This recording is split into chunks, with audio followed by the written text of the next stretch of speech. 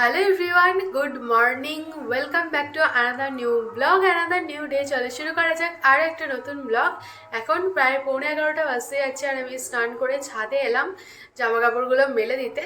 তো আজকে আমি তোমাদের সাথে শেয়ার করবো একটা চট জলদি স্ন্যাক্স আইটেম। তো পনির রেসিপি শেয়ার করব। খুবই তাড়াতাড়ি তোমরা এটা সন্ধ্যেবেলায় স্ন্যাক্স হিসেবে বানিয়ে খেতে পারবে। তো আমি এখন বানাচ্ছি, তাই বানিয়ে এটাকে ফ্রিজ করে দেবো। বাট হ্যাঁ, তোমরা বানিয়ে সঙ্গে সঙ্গে তো খেতে পারবে। অনেকদিন পর আবারও তোমাদের সাথে একটা ছোট্টখাট্ট রেসিপি শেয়ার করছি। অ্যাকচুয়ালি আজকে আমার শ্বশুরমশাই অ্যান্ড শাশুড়ি মা আসবে, মানে বাপি আর মা আসবে আমাদের বাড়ি নিমন্ত্রণ করতে। এখন নিচে যাব, চটপট পনির পকোড়াটা বানিয়ে নেব আর তারপরে রেডি হয়ে যাব আইবুড়ো ভাত খেতে। তো আজকে আমার আইবুড়ো ভাত আছে, আজকে 9 নম্বর আইবুড়ো ভাত। আজকে যাচ্ছি রিয়ার বাড়িতে অ্যান্ড অ্যাজ ইউজুয়াল আমি তো শাড়ি পরে রেডি হবই। তো এখন বেশি বকবক করে সময় নষ্ট করবো না, চটপট নিচে যাব, পনির পকোড়া বানাবো আর তারপর রেডি হব, তারপরে আসছি।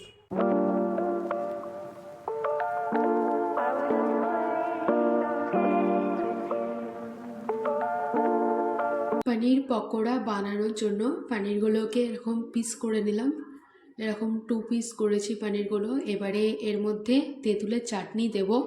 আমাদের তো মাঝে মাঝেই পনির পকোড়া বানিয়ে খাওয়া হয়, তাই মা এখানে তেঁতুলের চাটনি বানিয়েই রেখে দিয়েছে।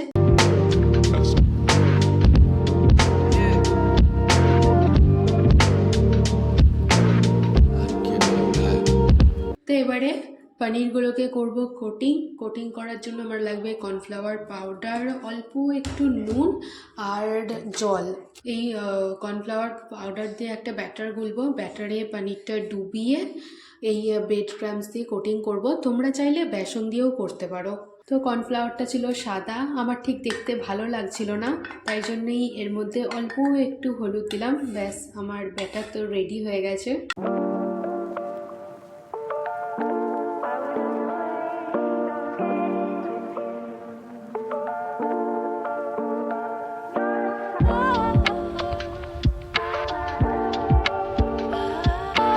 আমার এখানে পনির পকোড়া কোটিং করা অলমোস্ট কমপ্লিট।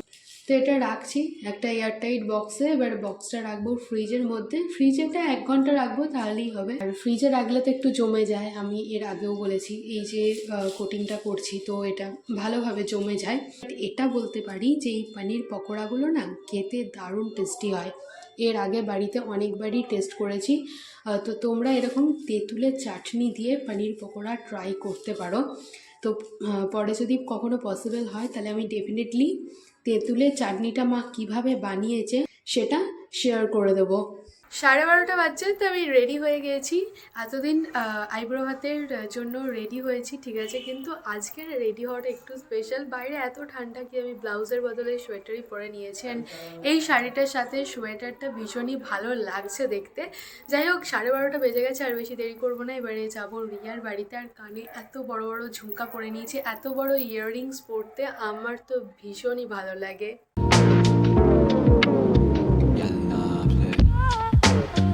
চলে এসেছি রিয়ার বাড়িতে, আর কড়াইতে এখন চলছে মাটন কষা। এদিকে আলু ভেজে রাখা আছে। তো অনেক কাজকর্ম করছে, তাই ব্যাকগ্রাউন্ডে একটু আধটু আওয়াজ তো আসবেই। মিররে সেলফি তুলতে আর ভিডিও করতে তো আমার খুবই ভালো লাগে। রিয়া করছে রান্না বান্না আর আমি সেই ফাঁকে মিররে সেলফি তুলছি আর ভিডিও করছি।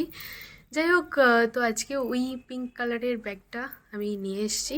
তো মায়ের ওই ব্যাগটা বার করে রাখাই ছিল, তাই আর অন্য কোনো ব্যাগ বার করিনি, ওটাই নিয়ে চলে এলাম। তো ঘরের মধ্যে দুটো লাইট জ্বালিয়ে দিয়েছি, এদিকে একটা টিউবলাইট জ্বলছে, ওইদিকে একটা টিউবলাইট জ্বলছে। যাই হোক, তো ও এই জাস্ট স্নান করে এলো, পুজো দিচ্ছিল, তো আবার চলে গেছে রান্নাঘরে। এই তোর জন্য যে আজকে কী কী রান্না করেছে, বাট যখন ওর বাড়িতে ঢুকলাম না, এত ভালো স্মেল আসছিল কি বলবো। তারপরে তো রান্নাঘরে গিয়ে দেখলাম যে মাটন কষা চলছে, দেখতে ভীষণই টেম্পটিং লাগছিল। আই হোপ কি খেতেও খুবই টেস্টি হবে। এখন বাজছে 2:15, আমি আর রিয়া একবার বেরোচ্ছি, যাচ্ছি মিষ্টি কিনতে। ও কালকে মিষ্টি আনতে ভুলে গেছিলো। ও আমাকে বললো যে তুই তাহলে যা নিয়ে আয়, আমাকে আমি একটুখানি এখানগুলো গোছাই। বললাম আমাকে আইব্রো ভাত দিবি আর আমাকে মিষ্টি আনতে বলছিস, চল তুই। তো আমরা দুজনে মিলে এখন যাচ্ছি মিষ্টি কিনতে।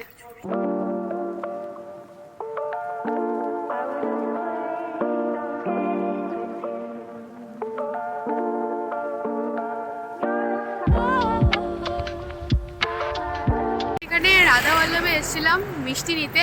আমি সবসময় রাধা বল্লভের ওই আউটলেটে গেছি যেটা হচ্ছে স্মার্ট বাজারের ওখানে, বাট এই বিরাটার আউটলেটটাতে এই ফার্স্ট টাইমই এলাম।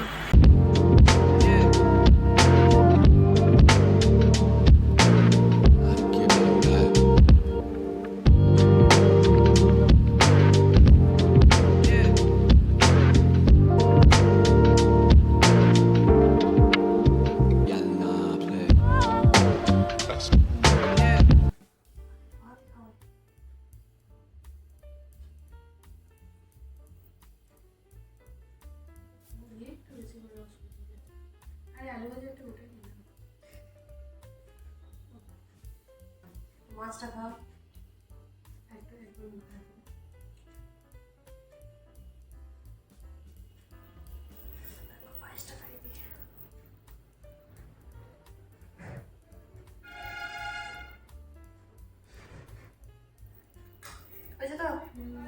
তো এখানে আইবুড়ো ভাতের প্ল্যাটার দিদি সাজিয়ে দিয়েছে।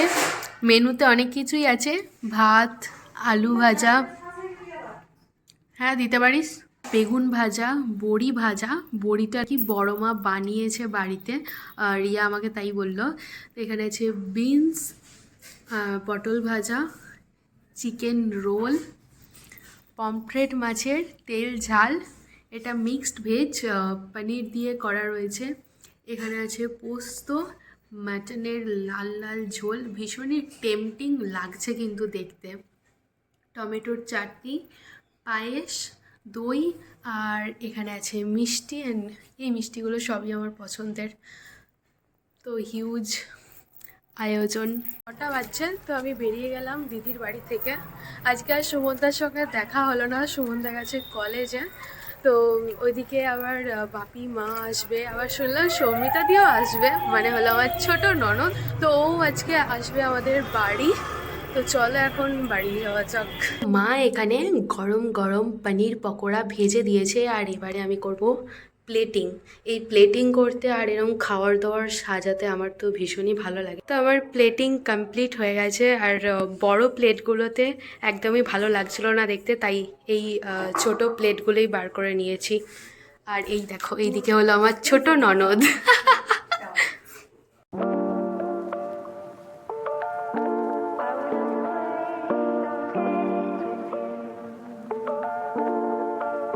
মা এখানে মায়ের স্পেশাল রসগুল্লে চায়ে রেডি করে দিয়েছে। মা এটা মোটামুটি সবাইকেই খাইয়েছে, এর আগেও ব্লগে বলেছিলাম। অ্যান্ড বাপি মা সৌমিতা দি ওদের খাওয়া হয়নি, তো ওরাও আজকে ফার্স্ট টাইম মায়ের হাতে এই চাটা ট্রাই করবে।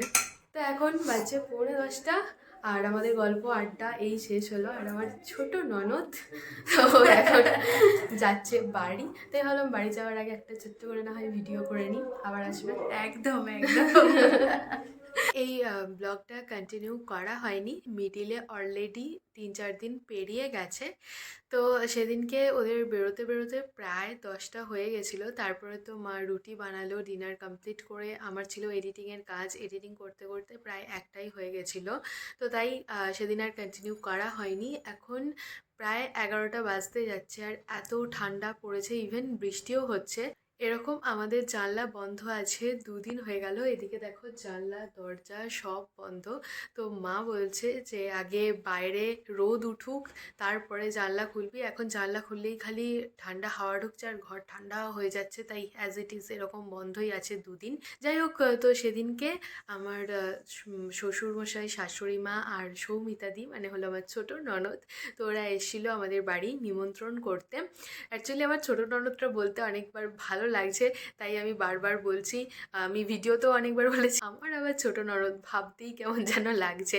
বিয়ের আগে একটা ঘরে ঘরে নিমন্ত্রণের ব্যাপার থাকে। বুবাই মা তো ওদের বাড়ি গেছিলো নিমন্ত্রণ করতে, আর ওরাও সেদিনকে আমাদের বাড়ি এসেছিলো নিমন্ত্রণ করতে। তো ওরাও একটা স্পেশাল কার্ড বানিয়েছে, সেটাই আমি তোমাদের সাথে শেয়ার করব।